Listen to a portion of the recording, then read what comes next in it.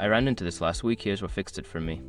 Adding a bank to the Klarna app can be a bit tricky, but following these steps should help you get it done smoothly.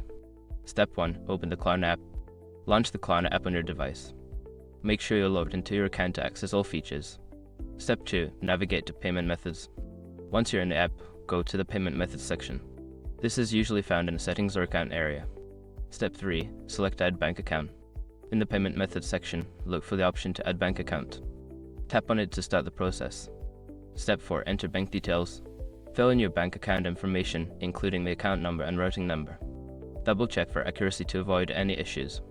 A quick tip: make sure you're reusing the correct routing number for your bank, as using an incorrect one can lead to failed transactions. Step 5. Confirm and save.